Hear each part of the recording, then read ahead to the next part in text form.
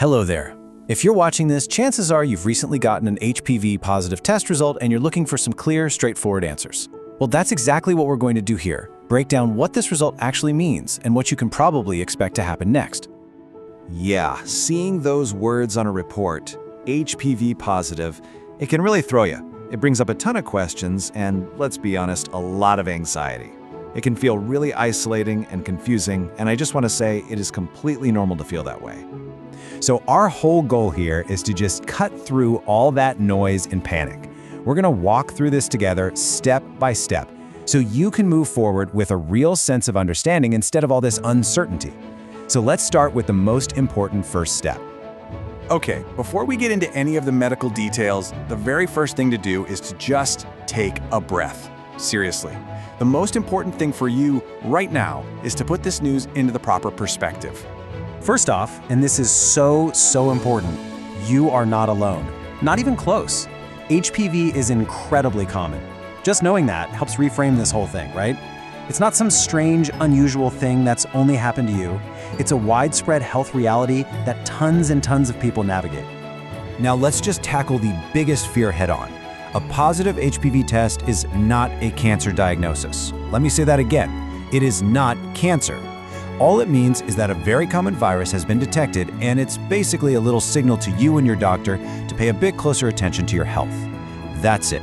And here's something that's actually pretty amazing.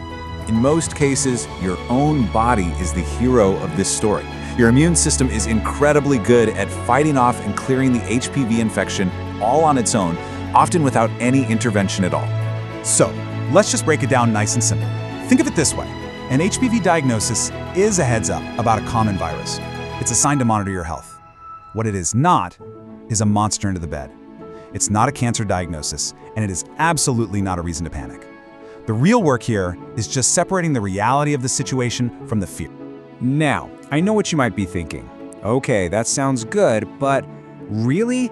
Can my body actually just get rid of it? You know what? That is a totally fair question. And the answer is a very clear yes. The vast majority of HPV infections are just passing through. They get cleared out by a healthy immune system, usually over a few months, maybe a couple of years. Your body is literally designed to handle this. Okay, so with that reassurance hopefully in place, let's get practical. What happens now? What will your doctor likely suggest you do next? The medical path is usually very measured, very logical. First, it's all about monitoring, so regular follow-up screenings just to track any changes.